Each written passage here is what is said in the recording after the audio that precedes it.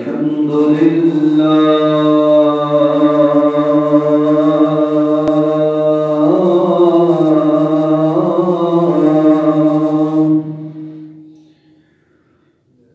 الحمد لله نحمده ونستعينه ونستغفره ونؤمن به ونتوكل عليه ونشهد أن سيدنا ومولانا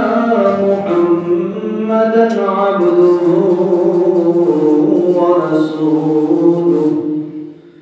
أما بعد فأعوذ بالله من الشيطان الرجيم بسم الله الرحمن الرحيم وإذا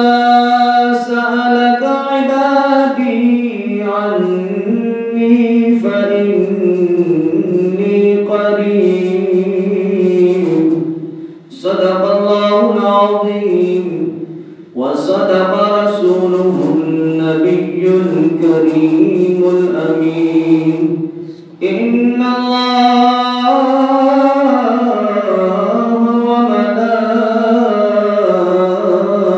وملائكته يصلون على النبي يا أيها الذين آمنوا صلوا عليه وسلموا تسليما الصلاة والسلام عليك يا سيدي يا رسول الله وعلى آلك وأصحابك يا سيدي يا حبيب الله الصلاة والسلام عليك يا سيدي يا نبي الله وعلى آلك وأصحابك يا سيدي يا نور الله مولاي صل وسلم دائما أبدا على حبيبك خير الخلق كلهم هو الحبيب الذي ترجى شفاعته لكل هول من الأحوال مقتحم رب صل وسلم دائما أبدا على حبيبك خير الخلق كلهم بلغ العلا بكماله كشف الدجى بجماله حسنت جميع خصاله صلوا عليه وآله صلى الله على النبي الأمي وآله صلى الله عليه وسلم صلاة وسلام عليك يا سيدي يا سيدي يا مكي يا مدني يا عربي يا قرشي يا هاشمي يا مطلبي يا رسول الله صلى الله تعالى عليك وسلم خالق کائنات جل جلالہ وعم الوالہ وآدم برہانہ وآدم شانہ کی حمد و ثنا اور حضور النور شافی یوم الشروق دستگیر جہاں غم گسار زمان سید سربراہ حامی بے قصاں قائد المرسلین شفیع المذنبین رحمت للعالمین جناب احمد مجتبی حضرت محمد مصطفیٰ صلی اللہ تعالی علیہ وسلم کی بارگاہ کے اندر عظیم درود و سلام عرض کرنے بعد رب کائنات جل شانہ کا بے حد فضل عظیم ہے کہ آج اللہ کی توفیق سے نماز جمعہ مبارک ادا کرنے کے لیے حاضر ہیں۔ دعا ہے خالق کائنات جل شانہ ہماری آج کی اس حاضری کو اپنی بارگاہ میں شرف قبولیت عطا فرمائے، اور خصوصاً رب کائنات جل شانہ مجھے حق سچ بیان کرنے کی اور ہم سب کو سن کر اس پر عمل کرنے کی بھی اللہ توفیق عطا فرمائے۔ حضرات محترم، آج دنیا کے اندر بہت سارے مذاہب پائے جاتے ہیں، اور ہر مذہب کے اندر لوگوں نے اپنی من پسند کے عقائد،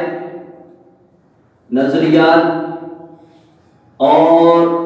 جس کو وہ اپنا معبود حقیقی سمجھتے ہیں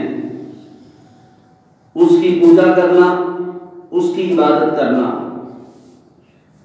ہر بندہ اپنے مذہب کے اندر اس کو اپنے لیے بڑا ایک اچھا عمل تصور کرتا ہے، اور جو بھی بندہ اپنے مذہب کے اندر جو عبادت کرتا ہے اس عبادت کے پیچھے اس کا ایک خاص مقصد ہوتا ہے کہ جس میں معبود کو مانتا ہوں میں اس کی زیارت کروں، میں دیکھوں کہ وہ میرا معبود ہے کیسا، اس کو دیکھنے کے شوق کے اندر اس کے قریب ہونے کی وجہ سے لوگ عبادت کرتے ہیں، اور اپنے انداز کے اندر لوگ اپنے معبود کی محبت اور پھر اس کا اظہار کرنا، اور پھر لوگوں کے سامنے اس انداز میں کلام کرنا کہ ہم اپنے معبود سے بے انتہا محبت کرتے ہیں، اس کی عبادت کرتے ہیں، اور طرح طرح کی اس طرح کی گفتگو سننے کو ملتی ہے۔ ان تمام مذاہب کے اندر جو سب سے فضیلت والا اور سچا اور سچا جو مذہب ہے وہ الحمدللہ اللہ کے فضل اور کرم سے وہ دین اسلام ہے۔ اب اس اعتبار سے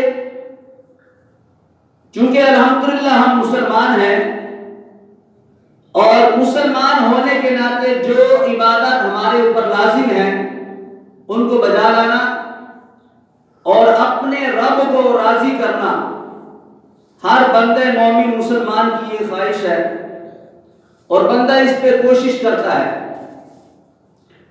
لیکن ساتھ ہی ساتھ دل میں بندہ مومن کے لیے خیال آتا ہے کہ جس رب کی میں عبادت کرتا ہوں، جس کی اطاعت کے اندر زندگی گزارنے کا کہا گیا، اب وہ رب رہتا کہاں پہ ہے، وہ بستا کہاں پہ ہے، اس کا مقام کیسا ہے، اس کی طرف جانے کا راستہ کون سا ہے۔ میں جس رب کی عبادت کرتا ہوں، جو رب مجھے کھانے کے لیے دیتا ہے، جو پہننے کے لیے لباس عطا کرتا ہے، جو رہنے کے لیے مکان عطا فرماتا ہے، زندگی گزارنے کے لیے محبت والے رشتے عطا کیے، یہ کائنات کی ساری رنگینیاں، کائنات کی ساری بہاریں جس رب نے مجھے عطا کی ہیں، اب بندہ مومن کے دل کے اندر یہ چاہت ہوتی ہے جو رب اتنا ہمارے اوپر احسان کرتا ہے، ہمارے اوپر اتنا کرم کیا کہ ساری کائنات کی نعمت رب نے ہمارے لیے پیدا فرمائی ہے، لیکن پھر دل کے اندر یہ چاہت پیدا ہوتی ہے کہ آخر اس رب کو دیکھے، اس رب کا دیدار تو کرے کہ جو رب ہمیں پال رہا ہے، ہماری زندگی کا نظام جس کی وجہ سے چل رہا ہے، اب بندہ مومن اس بات کی خواہش کرتا ہے، اور یہ خواہش کرنا کوئی غلط نہیں بلکہ یہ بھی ایک ایمان کا حصہ ہے، یہ بھی ایمان کا جز ہے کہ جس کا بندہ پل پل ذکر کرنے پہ فخر محسوس کرتا ہے، اور جس کی بندگی کے اندر بندہ اگر لگ جائے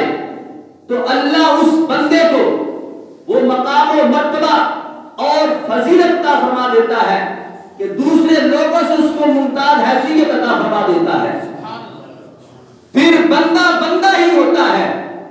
لیکن اس نے بندگی کر کر کے اپنے رب کو اس قدر منا لیا ہوتا ہے، بس بندے کی زبان ہلتی ہے، بندے کا اشارہ ہوتا ہے، رب تعالیٰ پھر اس بندے کی جو ہے وہ بات کو موڑتا نہیں ہے۔ بندے سارے رب کے بندے ہیں، لیکن یہ بندہ کیسا جس نے بندگی کے اندر اپنی ساری زندگی گزار دی ہوتی ہے، تو بندہ جب اس انداز میں وقت گزارتا ہے تو اللہ تعالیٰ پھر اس کے کہے ہوئے کو ٹالتا نہیں بلکہ جو کہتا ہے اللہ پورا فرما دیتا ہے۔ اب دل کے اندر وہ تڑپ باقی رہتی ہے کہ میرے کہنے سے وہ کام ہو جاتا ہے، میں جو اشارہ کرتا ہوں وہ کام ہو جاتا ہے، میں جو دعا کرتا ہوں اللہ قبول فرما لیتا ہے، تو پھر تڑپ تو دل کے اندر زیادہ بڑھتی ہے کہ اب میں اس کو دیکھوں تو صحیح، وہ کتنے پردوں میں چھپا ہوا ہے، وہ کہاں رہتا ہے، کس مقام پہ رہتا ہے۔ اب جب یہ خواہش دل کے اندر پیدا ہو، اب ہم تو اپنے ماحول کے اندر بیٹھے یہ سوچ رہے ہیں، یہ خواہش ایک وقت تک صحابہ کے دل کے اندر بھی پیدا ہوئی تھی، انہوں نے بھی خیال کیا اور سوال کیا سرکار علیہ السلام کی بارگاہ کے اندر کہ یا رسول اللہ صلی اللہ تعالی علیہ وسلم، جس رب کی بندگی کا ہمیں کہا جا رہا ہے، ہم تو وہ تھے جو 360 بتوں کو پوجنے والے تھے، اور راستے میں کہیں جا رہے ہوتے تو ہم جو ہے وہ اپنے ہی جناب وہ پانی سے ایک مٹی سے گارے سے اپنے ہاتھوں سے وہ بت بنا کے اسی کو سجدہ کر دیتے، تو صورتحال تو اس قسم کی تھی۔ آپ آئے، آپ نے کہا یہ 360 یہ بت یہ جھوٹے ہیں، جو نظر آ رہے تھے اس کو جھوٹا کہہ دیا، جو نظر نہیں آتا اس کو سچا کہہ دیا۔ اب جو نظر آ رہے تھے اس کا انکار کر دیا، جو نظر بھی نہیں آتا، جس کو کسی نے دیکھا بھی نہیں ہے اس کو سچا کہا جا رہا ہے، اس کی بات ماننے کو کہا جا رہا ہے۔ تو یا رسول اللہ صلی اللہ تعالی علیہ وسلم، ہمیں پھر پتہ ہے وہ رب رہتا کہاں ہے، ہم بھی تو دیکھیں وہ رب کتنا خوبصورت ہے، وہ کتنا حسین و جمیل ہے، وہ جس نے ساری کائنات کو بنایا۔ تو یا رسول اللہ ہمیں اس کا پتہ بتائیں، ہمیں بتائیں کس مقام پہ رہتا ہے، کون سا راستہ ایسا ہے جو اس کے گھر کی طرف جاتا ہے۔ تو کہا ہے میرے غلاموں وہ تمام راستوں سے پاک ہے، وہ مقام سے پاک ہے، وہ جگہ سے پاک ہے، وہ جسم سے پاک ہے، وہ اللہ تعالیٰ جس کو توفیق عطا فرمائے پھر وہ بندہ اس کا دیدار کر سکتا ہے۔ جیسے حضرت علی مرتضیٰ شیر خدا فرماتے ہیں کہ میں اپنے رب کو سجدہ ہی دوسرا تب کرتا ہوں جب رب کا دیدار کرتا۔ تو بات یہ ہے کہ رب ہے تو فرمایا جب ہے تو پھر نظر کیوں نہیں آتا؟ تو فرمایا کہ اگر ایسی بات ہے، اب یہ جب سوالات ہوئے، جب یہ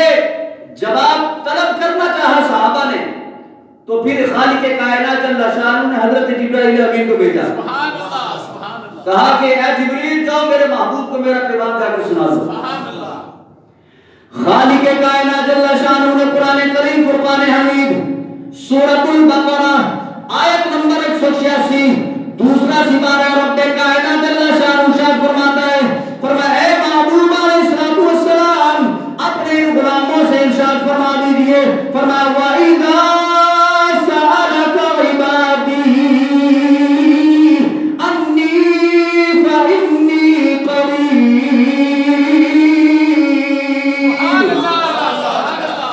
اے محبوب علیہ السلام، یہ جو آپ کے غلام آپ سے سوال کرتے ہیں کہ ہم نے اس رب کو دیکھنا جو ساری کائنات کو بنانے والا ہے، جو جنت اور دوزخ کا مالک ہے، ساری کائنات رب نے ہمارے لیے بنائی، یہ دنیا کی رنگینیاں، یہ خوبصورتیاں، یہ بہاریں، یہ جناب علی دریاؤں کا چلنا، یہ سمندروں کی لہریں، یہ جناب علی یہ جو درخت جو ہیں ان کی ہریالی، یہ پھولوں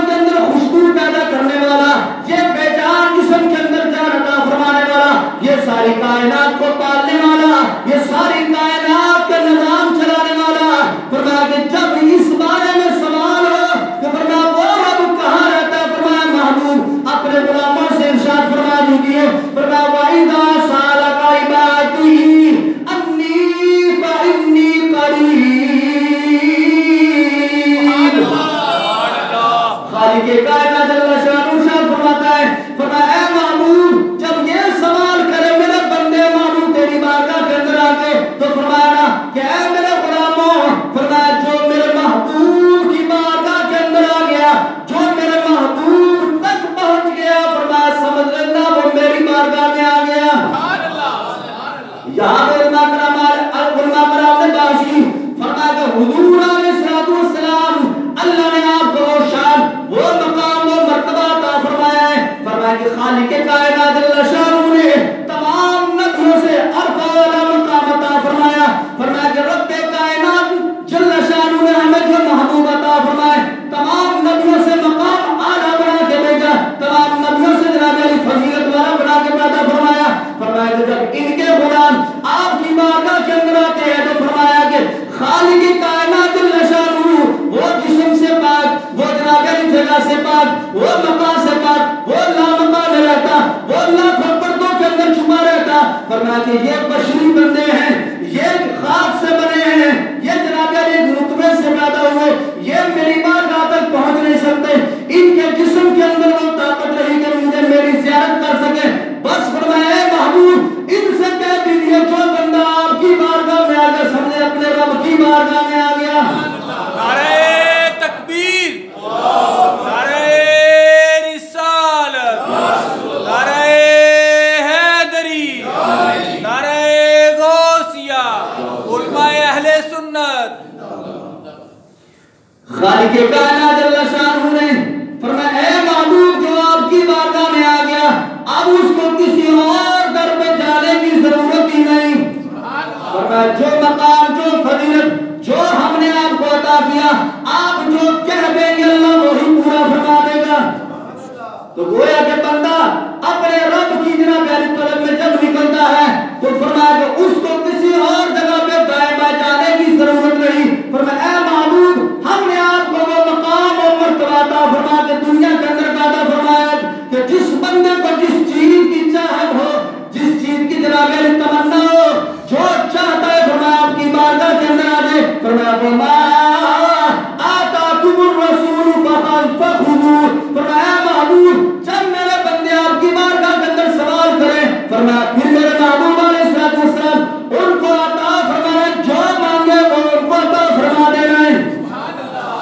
بندہ رب کی طلب اس لیے کرتا ہے کہ اس سے مانگا جائے،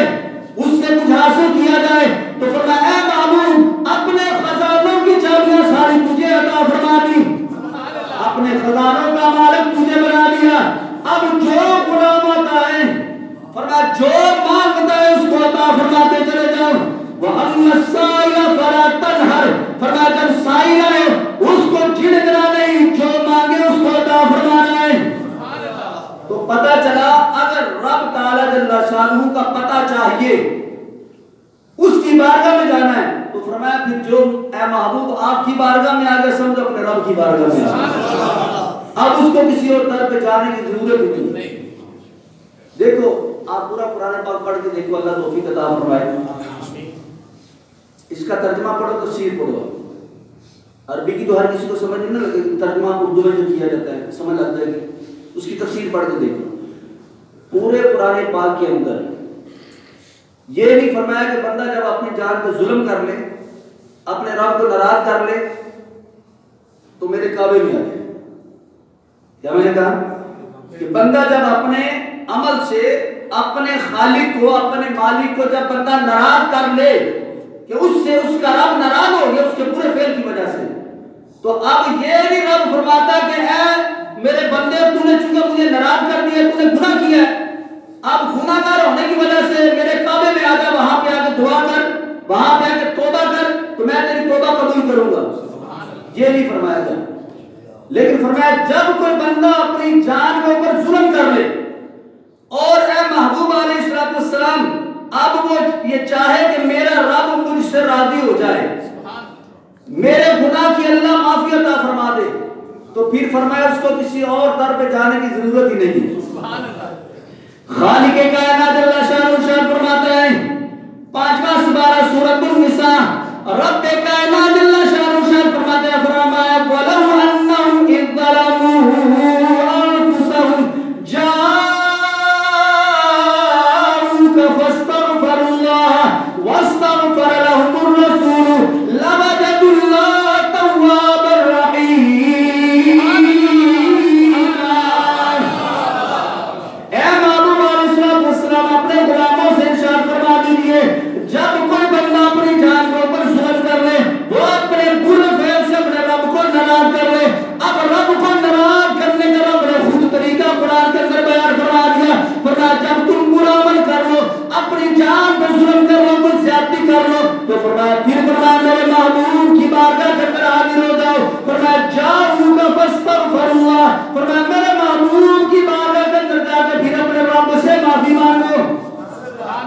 یہی کہا کہ کعبے میں جا کے معافی مانگو. بے شک کعبۃ اللہ میں جا کے بھی معافی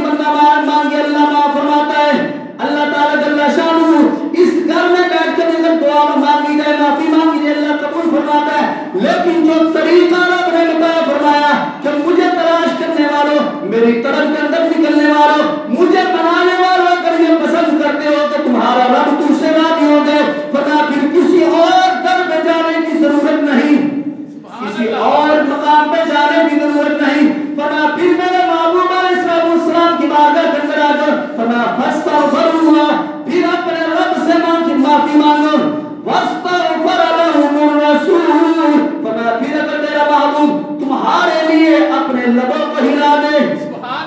پھر میرا محبوب اگر تمہاری خاطر فرمایا اپنے رب کی بارگاہ کے اندر پھر تمہارے لیے سفارش کر دے. واستغفر لهم الرسول لوجد الله توابا رحیما, خالق کائنات فرماتا ہے پھر تم مجھے بہت زیادہ معاف کرنے والا پاؤ گے. اب یہ کام ہوگا جب تم ظلم کر بیٹھو, کوئی گناہ کر بیٹھو, تو پھر میرے محبوب کی بارگاہ میں حاضر ہو جاؤ, پھر میرا محبوب تمہارے لیے سفارش کرے. تو پھر کیا ہوگا؟ واستغفر لهم الرسول, جب میرا محبوب یہ تمہارے لیے سفارش کر دے تو پھر کیا ہوگا؟ لهم الرسول لوجد الله توابا رحیما, پھر فرمایا کہ تم اپنے رب کو بڑا ہی قریب پاؤ گے, بڑا ہی رحیم پاؤ گے, بڑا توبہ قبول کرنے والا پاؤ گے. بھئی توبہ تو یہاں پر بیٹھ کے بھی ہو سکتی ہے, لیکن وہاں پہ جانے کا کیوں حکم دیا؟ فرمایا اس لیے کہ جس دیش میں محبوب رہتا ہو رب کی رحمتیں ساری وہاں پہ برستی ہیں. بے شک یہاں پر بھی رحمتیں برستی ہیں, لیکن وہ تو چونکہ رحمت للعالمین ہے, تو فرمایا اب رب کی رحمتوں کا نظارہ کرنا چاہتے ہو تو فرمایا پھر در مصطفیٰ بھی آ جاؤ. اب در مصطفیٰ کے علاوہ کوئی اور در ہے تو بتاؤ کہ جہاں پہ رب تعالیٰ نے توبہ کا دروازہ کھولا ہو کہ وہاں پہ چلے چلو وہاں پر بھی توبہ قبول کروں گا, وہاں پہ چلے جاؤ وہاں پر بھی توبہ قبول کروں گا. اب یا رسول اللہ صلی اللہ تعالیٰ علیہ وسلم جب وہاں پہ بیٹھے دعا کریں تو پھر وہاں پہ بیٹھ کے حضور کے وسیلے سے دعا کی جائے, اور ایک یہ ہے کہ حضور کو سفارشی بنایا جائے کہ یا رسول اللہ یا رسول اللہ میں آپ کا خادم, آپ کا غلام, آپ کا نوکر, گناہگار, رب کو ناراض کر دیا, آپ میری اپنے رب کی بارگاہ کے اندر سفارش کریں. اگر سرکار نے قبول فرما دیا تو اللہ تعالیٰ مہربانی فرما. تو اس لیے جب بندہ گناہگار ہو جائے تو پھر اس کو چاہیے کہ سرکار کی بارگاہ کے اندر پہنچے. اب سوال یہ پیدا ہوتا ہے کہ اب ہم یہاں پہ رہتے ہیں, اب دیر میں پتہ نہیں کتنے کتنے گناہ ہو جاتے ہیں, اب ہر گناہ کی معافی تلافی کے لیے تو وہاں پہ جانا ناممکن سی بات ہے. چلو بالفرض بندہ اتنا زیادہ پیسے کا مالک ہے, چلو کبھی کبھار اس نے گناہ کیا تو یہاں سے چلا گیا, وہ تو اکا دکا کی بات. یہاں پہ تو حکم عام ہے کہ جب بھی کسی سے کوئی غلطی ہو جائے تو وہ سرکار کی بارگاہ میں حاضر ہو جائے. تو اب اس کے لیے کیا ہے؟ تو فرمایا پھر مدینہ شریف کی طرف منہ کر لے بندہ. سبحان اللہ. اب وہاں اس طرف منہ کر کے تو آنکھیں بند کر کے تصور کے اندر بندہ حضور کی ذات پر درود و سلام پڑھے اور کہے یا رسول اللہ فلاں گناہ کر لیا, جانے انجانے میں بندہ جو ہوں بشر جو ہوں, آپ کی غلامی کے سارے گناہ ہو گیا, تو یا رسول اللہ آج آپ مہربانی فرمائیں اپنے رب کی بارگاہ کے اندر مجھے توبہ مجھے معافی دلوائیں. تو اگر فرمائے یہاں پہ بیٹھے بیٹھے سرکار کی بارگاہ میں حاضری لگ گئی تو اللہ تعالیٰ معاف فرمائے. خالق کائنات اللہ شاہ فرماتا ہے جب کوئی بندہ میری بارگاہ کے اندر فرمایا جب توبہ کر لیتا ہے, یعنی کہ سرکار علیہ السلام جب اس بندے سے راضی ہو جاتے ہیں, اللہ کی بارگاہ کے اندر سفارش کی جاتی ہے. پھر جب کوئی بندہ اپنے رب کو منا لیتا ہے فرمایا الا من تاب وآمن وعمل عملا صالحا فاولئک یبدل اللہ سیئاتہم حسنات. رب کائنات اللہ شاہ فرماتا ہے جب کوئی بندہ صدق کے دل سے توبہ کر لیتا ہے, اپنے رب کو راضی کر لیتا ہے, اپنے رب کو منا لیتا ہے, اللہ انعام کیا عطا فرماتا ہے, جتنے گناہ کیے ہوتے ہیں اللہ سارے گناہوں کو نیکیوں میں تبدیل فرما دیتا ہے. اس طرح سمجھ لے کہ بندہ جتنا بڑا گناہگار ہوتا ہے نا اتنا ہی بڑا اللہ کا محبوب بندہ بن جاتا ہے. آپ اگر پرانی کتابیں پڑھ کے دیکھیں اس میں بڑے بڑے ڈاکوؤں کے، لٹیروں کے، زانیوں کے، شرابیوں کے بڑے بڑے قصے موجود ہیں، لیکن ان کے برے عمل ان کی زندگی میں تھے، لیکن جب انہوں نے توبہ کی، اللہ نے توبہ قبول کی، تو وہ جو بڑے بڑے گناہ گار تھے اللہ تعالیٰ اتنے بڑے بڑے ولی بنا دیے۔ اس کو یوں سمجھ لیں، ایک بندے نے 100 گناہ کیے تو 100 سے توبہ کر لی، قرآن یہ کہتا ہے الا من تاب، جب توبہ کر لی، الا من تاب وآمن وعمل صالحا فاولئک یبدل اللہ سیئاتہم حسنات۔ ان بندوں کے گناہوں کو پھر اللہ کیا فرماتا ہے کہ ہم پھر اس کو سیئات کو حسنات، نیکیوں میں تبدیل فرما دیتے ہیں۔ تو 100 گناہ تھے، اب اس کا ایسے سیدھا کرو، اس کو کیا بنے گا؟ 100 نیکیاں بن گئی۔ تو یعنی کہ ایک بندے نے 100 گناہ کیے تھے، توبہ کی تو وہ 100 گناہ مٹ بھی گئے، اور اللہ نے ان مٹے ہوئے گناہوں کی جگہ پہ اللہ نے 100 نیکیاں عطا فرما دی، اور پھر ان اعمال پر، ان توبہ پر جو ہے وہ بندہ قائم و دائم رہا، یعنی کہ جو برا عمل اس نے کیا تھا اس سے پکی سچی توبہ کر لی۔ تو نتیجہ کیا نکلا؟ اسی انداز کے اندر بندے نے وقت گزارا، زندگی گزاری، وہ پچھلے گناہ بھی وہ نیکیاں بن گئے، اور اپنی ساری زندگی بھی نیکیوں میں گزاری، تو وہ پھر بندہ عام بندہ نہیں بنتا رہتا، پھر وہ بندہ بڑا خاص اللہ کا مقبول بندہ بن جاتا۔ تو بات یہ ہو رہی تھی کہ جب بندہ یہ دل کے اندر یہ تڑپ اس کے اندر پیدا ہو جائے کہ میں اپنے رب کا دیدار کروں، میں اپنے رب کو دیکھنا چاہتا ہوں، رب کا قرب پانا چاہتا ہوں، تو فرمایا کہ پھر اس کو یہ چاہیے کہ وہ میرے محبوب کی بارگاہ کے اندر آئے۔ جو میرے محبوب کی بارگاہ میں حاضر ہو گیا، فرمایا وہ اپنے رب کی بارگاہ میں حاضر ہو گیا۔ تو اس لیے اللہ تعالیٰ جل شانہ کا یہ بڑا احسان اور فضل ہے ہمارے اوپر۔ دیکھیں حدیث مبارکہ میں آتا ہے کہ حضور علیہ السلام کے در دولت پر 70,000 فرشتے صبح اور 70,000 شام کو آتے ہیں، درود و سلام پڑھتے پھر چلے جاتے ہیں، لیکن قیامت تک دوبارہ ان فرشتوں کی باری نہیں آئے گی۔ جو ایک مرتبہ آگے دوبارہ نہیں باری ہے، لیکن یہ حضور کے غلام ہیں جو بار بار بلائے جاتے ہیں۔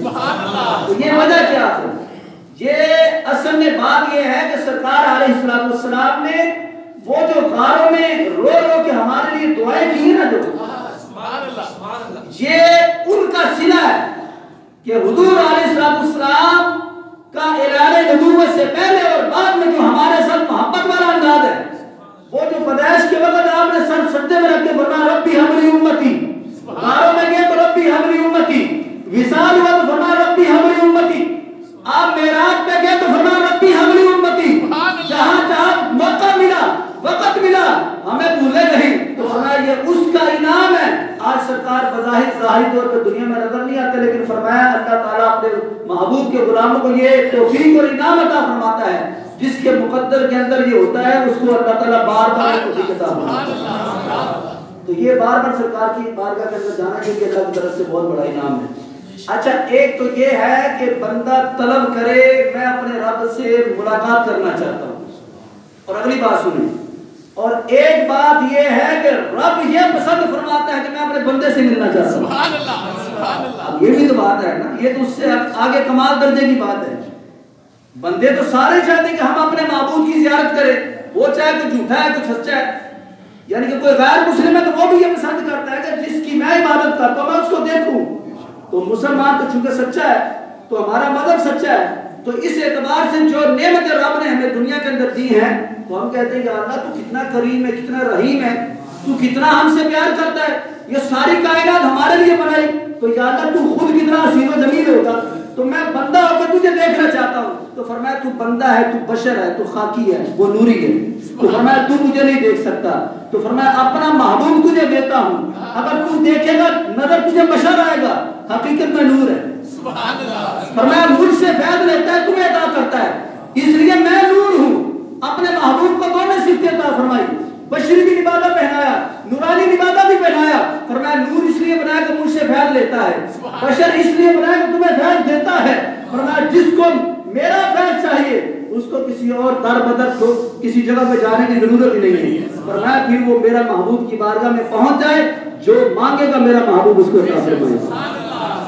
یہ تو ہے بندے مومن کی چاہت، ایک ہے رب کی چاہت۔ رب بھی کسی کو پسند کرتا ہے، رب بھی چاہتا ہے کہ میں بندے کو اپنا قرب عطا فرماؤں۔ جس طرح بندہ چاہتا ہے کہ میں رب کا قرب پانا چاہتا ہوں، تو رب تعالیٰ بھی یہ پسند کرتا ہے کہ میں بھی چاہتا ہوں کسی بندے کو اپنا قرب خاص عطا فرماؤں۔ تو تمام کائنات کے اندر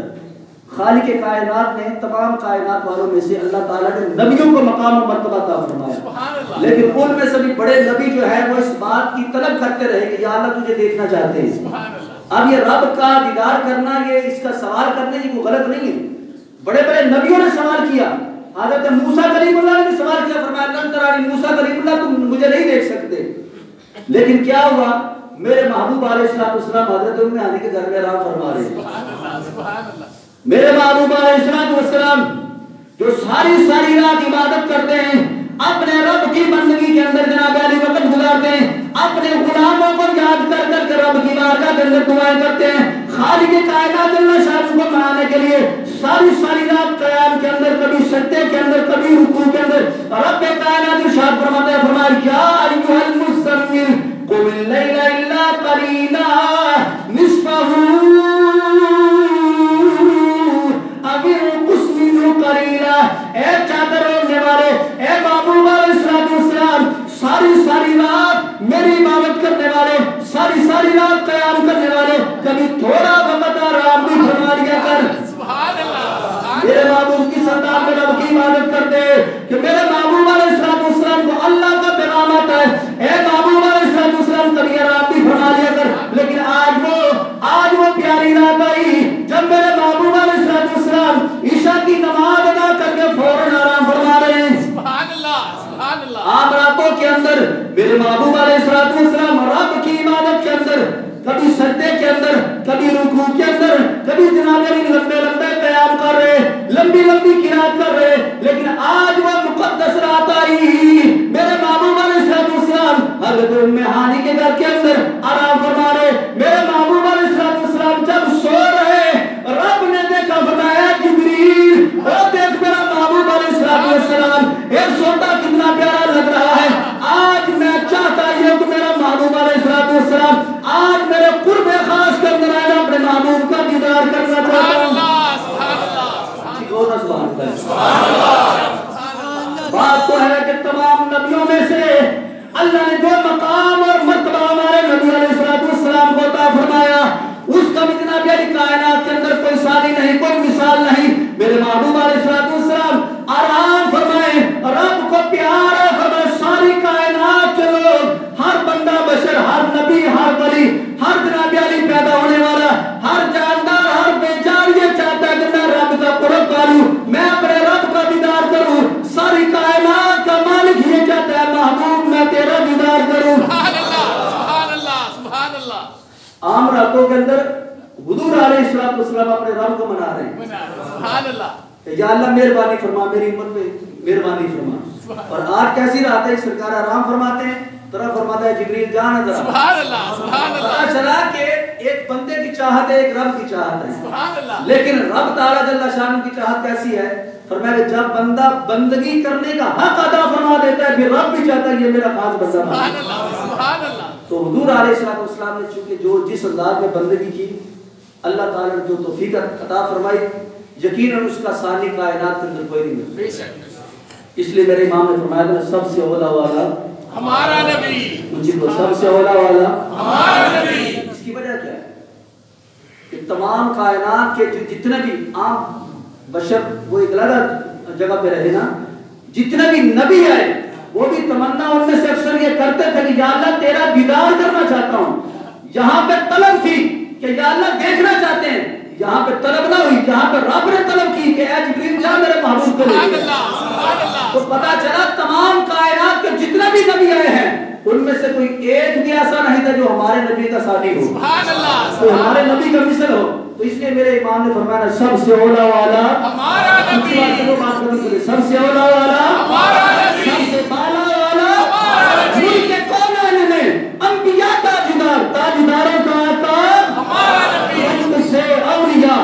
اولیاء سے رسول، سب رسولوں سے اعلیٰ ہمارا نبی۔ خالق کائنات جل شانہ ہم سب کی حاضری اپنی بارگاہ میں قبول فرمائے۔ آمین۔